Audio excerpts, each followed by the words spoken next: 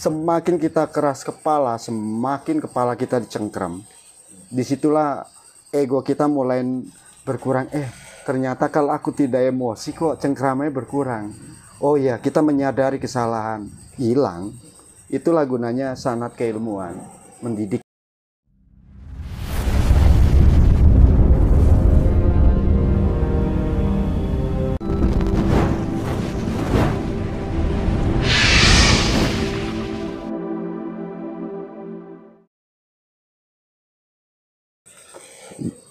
Kunci hidup mulia mati sempurna itu apa menurut Bapak? Ya hidup damai lah, tenang. Dalam rumah tangga itu dulu, kunciannya kan di rumah tangga. Iya, betul.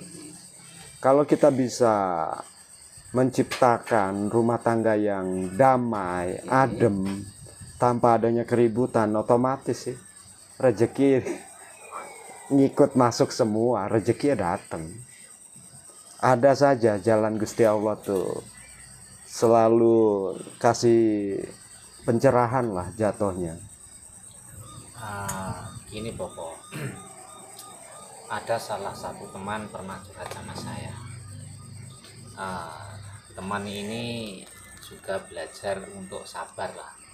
Saya akui dia memang penyabar, tapi istrinya itu orangnya itu gimana ya, istilahnya itu sering marah-marah. Nah, terus untuk agar supaya keluarga kita damai, nah itu cerita. Kalau teman saya itu saya jamin 100% untuk hasil kerjanya itu istri tahu dan dinikmati bersama, tapi istrinya tuh masih nuntut. Nah, beliau itu pusing kepalanya, bagaimana solusinya ya istri saya kok seperti ini. Nah, itu gimana Bapak, menurut Bapak? Salah di awal. Harusnya memahami laki-laki itu seorang pemimpin. Ya bagaimana kita mendidik, itu kan tergantung didikan. Istri kan tergantung didikan laki-laki. Kalau di awal kita mendidiknya baik dan benar, otomatis masalah itu tidak akan ada. Karena satu, hakikat dalam rumah tangga, ciptakan kejujuran. Itu dulu. Bisa tidak? Jujur hal apapun. Itu aja. Karena awal masalah tuh ketidakjujuran. Itu sajalah. Awal masalah tidak bisa dipungkiri. Kalau kita mau menelusuri, ada yang tidak jujur dong. Kenapa adanya protes? Karena ada yang ketidakadilan. Jatuhnya kan itu. Sabar toh tanpa kapan waktunya kita tegas, yang nggak ada keseimbangan dong. Ya kadang-kadang ada laki-laki disetir perempuannya, kan banyak seperti itu, hingga kalang kabut ekonominya. Soalnya selalu menuruti kan. Ya itulah zaman wala-wali. Ya mau apapun boleh buntut jadi kepala, tapi hanya sementara. Hanya untuk menuntun kepalanya kembali ke relnya. Mungkin kepalanya salah jalan. Begitu kepalanya sudah malu hati dengan istri, otomatis dia berusaha bekerja. Ya otomatis harusnya posisi istri kembali ke buntut. Harus ngerti hakikat. Apa itu kepala, apa itu buntut. Apa itu imam, apa itu makmum. Ayo, semua kegagalan rumah tangga pasti ujung-ujungnya ketidakjujuran. Sudah, itu saja. Kunciannya di kejujuran. Mau apapun masalahnya, pasti itu. Nah ini Bapak yang tak bisa dipungkiri sebagai manusia itu. Kalau menurut saya penyakit kronis manusia itu kan menghilangkan ego, ya kan? Betul. Orang jatuh karena ego, ya kan? Orang jelek sama teman juga karena ego, ya kan? Betul. Nah, sebetulnya untuk menghilangkan ego itu pakai cara apa? Kalau diri aku pribadi dulu, aku orangnya paling ego.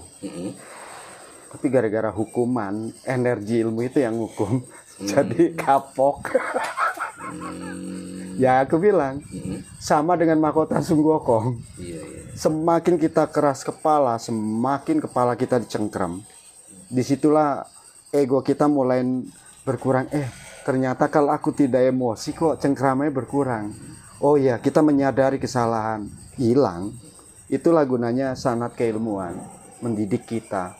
Karena energi itu hidup, bisa menghukum diri kita sendiri. Disitulah kita tahu patokan salah dan benar dalam kehidupan.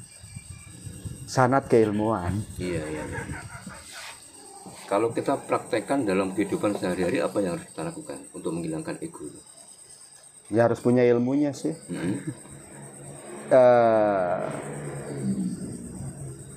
Kekuatan cahaya sih jatuhnya. Energi hidup yang menyatu ke dalam tubuh kita, nanti energi itulah yang akan memberi dampak baik atau buruk. Hukuman lah. Buruk kayak kalau kita buruk. Kalau kita baik, ya jadinya energi yang baik. Itu saja lah. Tapi kalau energi hidup, ya dari alam, nggak bisa ditipulasi. Kita mau tipulasi, dia lebih tahu. Tetap aja kita kena hukuman. Dia kali tetap kena. Ya itulah hukum sebab akibat. Jatuhnya itu. Ya tahu lah kalau kesalahan hukumannya begini ya nggak sebanding apa yang kita lakukan, mendingan nggak usah. Itu saja lah. Karena kita kalau orang yang asli, orang berilmu, niat saja ndak baik, sudah kehantam. Apalagi yang tidak baik. Ngeri hukumannya. Karena apa yang kita terima ndak sebanding dengan hukumannya. Kalau kita bisa ngerasain, ya itulah faktor lagi ilmu rasa sejati, biar paham ilmu rasa sejati. Semua apapun yang kita rasakan ya di alam ini ya ada rasa. Itu sajalah. Termasuk tadi contoh praktek-prakteknya. Teori dan karena yang aku ucap yang sudah dipraktekkan. Itu sajalah. Kalau aku berbicara apa yang sudah aku jalani, lakoni. Kalau belum tak jalani, tak lakoni ya ndak berani aku bicara. Mungkin kira-kira pasti bahasanya itu. Dalilnya. Terkadang pun kita tahu pun suka berdalil sih. Untuk menutupi tabir di balik tabir. Karena tanpa disadari banyak pencuri berita-berita alam. Karena kita tidak tahu lah. Karena yang aku sebut seringkali kuncian-kuncian. Yang paham orang spiritual asli. Iya, iya, iya. Kayak tadi aku menyebutkan 3 portal alam, itu kuncian. Tabir itu bisa kebuka kalau dia memahami. Tanda-tanda seseorang yang sudah mengalami kebangkitan energi itu apa?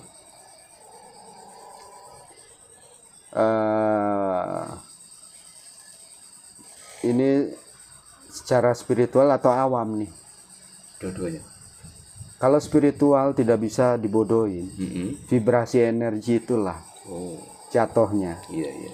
Tapi kalau ke orang awam yang kita menyimak, orang itu dulu bejat ya, kenapa sekarang kok akhlaknya jadi benar?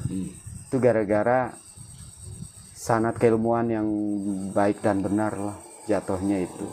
Pasti akan membuat akhlak manusia jadi jejak, bukan jadi nggak terkendali begitu. Berarti intinya orang kalau sudah mengalami kebangkitan energi itu tidak bisa dibodohin ya? Nggak bisa. Sudah permainannya ini yang nekan. Terkadang aku sering sudah tahu dibodohi. Tapi lagi-lagi aku berpikir kita hidup harus bijaksana, biarkan. Semoga dia ke depannya jadi menyadari lah jauh lebih baik. Ya memang seperti itu, sudah tahu mau dibodohi kan kita juga masih mau kan gitu. Iya. Saya juga sering seperti itu Bapak. Karena aku bilang yang terberat jelas-jelas dia musuh kita, tapi dia minta tolong kita obatin. Dia ngancurin kita, tetap kita tolong kok. Kita ndak peduli lo mau busuk atau tidak. Kalau mereka sudah mengucap minta tolong, kata kuncinya, ya kita, ego kita harus kita turunkan. Kita tolong, lupakan semua masalah. Manipulasi diri itu yang tidak mudah. Ya ujungnya ego dong.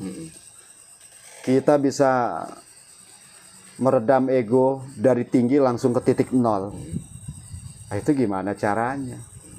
Ya, biasakan dalam spiritual netral kan. Harus ada gerakan, selalu ada gerakan. Begitu kita turun hela napas nih harus ada cara. Ya sebenarnya ngela napas saja, biasa, cuma diiringi irama gerakan tangan. Jadi turun jatuhnya. Ya kalau digabungin Islam, sekalian istighfar astagfirullahaladzim. Itu udah otomatis. Hawa amarah keluar. Karena kita mengeluarkan yang dari dalam keluar, ya itu caranya.